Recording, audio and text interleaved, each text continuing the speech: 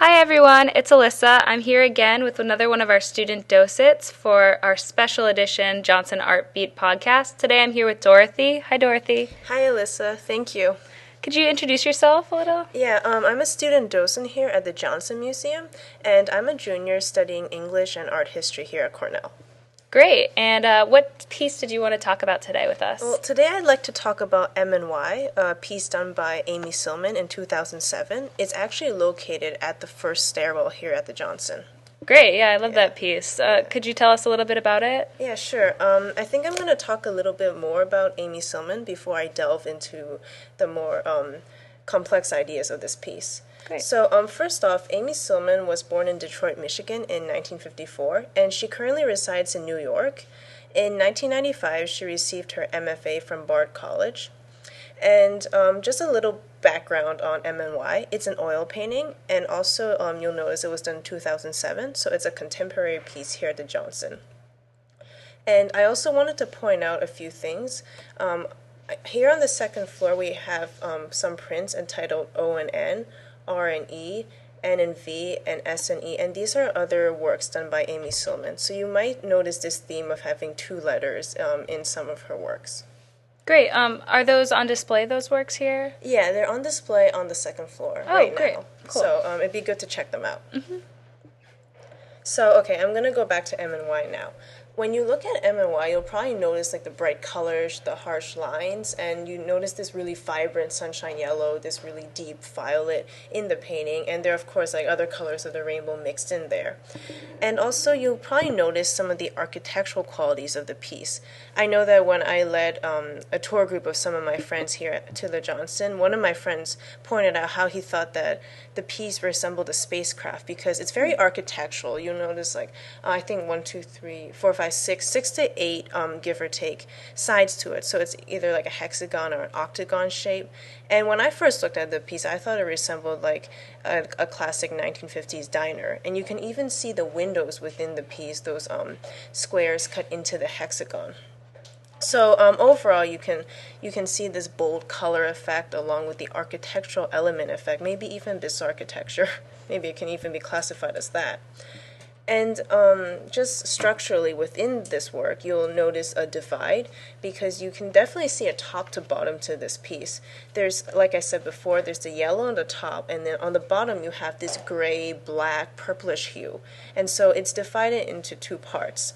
And the reason why I thought of it resembling a diner or even a house was because it looks like the top is the sky, like a day and night effect. So and the bottom is the ground. So you have the house in between. Mm-hmm.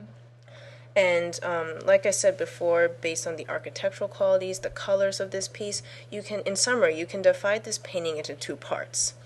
And then this leads me to my next point. So just keep in mind this idea of two.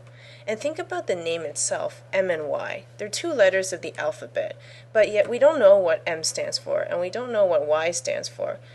But you might have different thoughts about what this painting represents, and I know it's very puzzling when you first look at it, but it is very bold. M and Y, it actually represents a couple. And Sillman here is focusing on specifically a male-female couple. Maybe the couple is even married, but the idea is left very vague along with the name itself because perhaps she is trying to say a universal statement about couples in general and also about how men and women tend to disagree, both emotionally, and also men and women have different bodies physically. Mm-hmm. So with males and females, even though we're all human, we have many obvious differences. And so with this couple motif comes the issue of gender and how to identify the man and the woman in the painting. And I just want to ask a question here for you to think about. If you ever associate particular colors with certain people, or particular colors more associated with girls versus boys, men versus women? And so that leads me to my next point about the colors within this painting. As I said before, there's always the bright yellow and also the harsh violet with hues of blue and red in between. And I can't exactly say which colors represent which gender, but what I can say is that these colors have an interesting juxtaposition, and the placement within the painting shows that men and women are indeed polar opposites at times. And then next, I want to talk about the bodies within the painting. I know that the couple concept still may seem a bit vague to most of you because this isn't a painting that directly portrays two physical bodies of a couple. These aren't even human bodies. You'll just see shapes and colors and lines. But maybe to help you, you can first identify the outline forms within this work. There are clashing lines in it, but looking closely at the hexagonal or octagonal shape I pointed out earlier, you'll probably see an M outlined. And this M shape actually represents how the couple meets right in the middle. So you might have different interpretations of whether the male is on top or the female is on bottom, but what does hold true is that the male and female do come together in the middle at this M shape. And I just want to talk a bit more about the colors and the brushstrokes, again with the very bold colors. The rough brushstrokes, if you look closely at this painting, actually add to this effect. To me, it seems very natural. I like painterly brushstrokes simply because they make the painting look, quote, imperfect. And this also gives the piece a character, and you can definitely see a humanistic touch with these rough brushstrokes. And this humanistic touch also contributes to the idea of opposing male-female couple. There will be arguments and disagreements, but it's very humanistic and very touching and sentimental at times too. And so I want to talk a bit more about the M and the Y, which is probably still a very vague idea. Well, first off, with the M, you can definitely see the M, as I pointed out before, with the couples meeting in the middle. And then after I looked up some information on Sillman, I discovered that she actually wants to establish a kind of absurdity and discomfort in her paintings. And so the M and Y actually adds to this because the M and Y represents a kind of androgyny because you don't know who's M and who's Y, whether it's the male or the female. And actually, M and Y, which person is which letter, can also change. And that adds to the challenge in identifying which body represents which gender.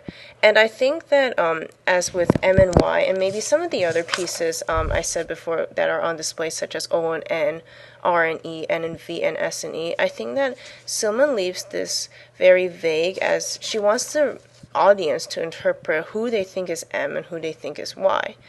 And also the roles can change because some women may display more male characteristics at times, and some men may display more female characteristics at times. But I think all this contributes to the idea of the two people in this couple coming together in the middle at the M. And so I just wanted to emphasize lastly the universality of this piece and how even though couples do disagree and have different characteristics, in the end they do come together. Great, that was really interesting.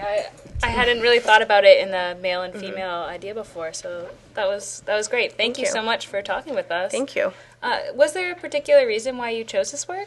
Yeah, well, I mean, I've always found this work striking every time I came to visit the Johnson, but I actually took a modern art class, Intro to Modern Art 2600, with Professor Bernstock in the College of Arts and Sciences, and for one of our paper assignments, we had to pick a work of art in the museum, a modern work of art, and just do an analysis of the work, and so I had picked M and Y, and I had done some research, and it's always intrigued me, so I just wanted to continue that research. Great, thanks again, and please come into the Johnson. Come see it. It's right by the stairway from the lobby floor to the first floor. So come in and see it, and thank you guys for listening.